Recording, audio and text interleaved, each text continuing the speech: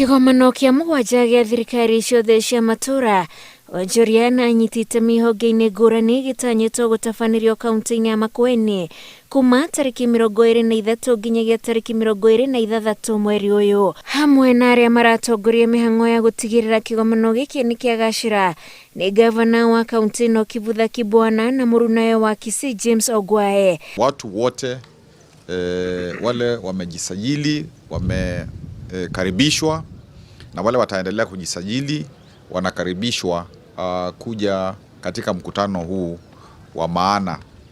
So that's why it's going to be very important on the part of the preparations. As the chair of the organizing committee for this conference, I would want to tell you that everything is in place. All the speakers will be around. There will even be international speakers. But we are also giving opportunities to the local people here. There are opportunities for local people, even up to Boda and Mama Mboga and so on. They will also be given an opportunity to talk during this conference. So it's not going to be an elitist conference. It's a conference that is going to talk to the common man. Ndereti ya gucenjia kwa riera kuria kuhutitie thi yothe na mamwe ma maundu maria makamurikwo kigomano-ini giki ciumia nini thutha wa ndereti ino kwarĩrĩrio ni mabũrũri matiganĩte muciĩ-inĩ wa Glasgow bũrũri-inĩ wa Scotland. Sisi hapa kwa sababu mkutano huu unafanyika baada ya mkutano wa Glasgow wa climate change. Hata sisi hii yetu hapa Makueni imekuwa mkutano yetu ya Glasgow.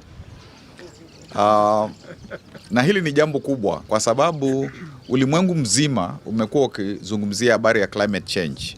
Na sasa tumepata nafasi, even as the Glasgow meeting, climate change meeting is ongoing, is about to end, we are lucky as a country to host the first subnational, the first meeting, the national meeting, but dealing with subnational climate change issues. So actually this will be a very important meeting to discuss climate change at the subnational level or devolved level or county level. Muthia kigomano ta giki giatabanirio mwaka wa 2019 kaunti-ini ya Kirinyaga no mwaka muthiru gigitiririo ni undu wa murimu wa COVID-19. CAS ugima wa mwiri Rashid Aman akiuga mitaratara ya kugitira andu kugwatwo ni murimu uyu ni miarire. We are glad that now we are back on the board and looking forward to this conference taking place in about 2 weeks' time. Our coronavirus situation has improved tremendously since then. You are all aware that we have now been able to come down from the fourth wave. We have been able to suppress transmission to levels that are below 2% or so, or positivity rate of 2% or so. We still have a long way to go because to really manage the pandemic, we need to be able to vaccinate as many Kenyans as we can.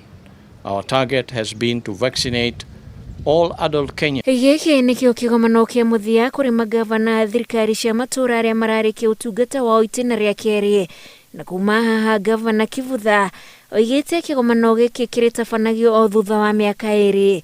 Ni mkutano mkubwa na ndio utakuwa wa mwisho wa sisi kukutana kila mwaka, ndio tuanze mtindo wa kukutana kila miaka 2. Thukuru-ini wa anake wa Makueni gicigo-ini kia Woteni kuo kigomano giki gigatabanirio. Ngiribotera Inooro TV, njĩtagwo Wanjikũ wa Kimani.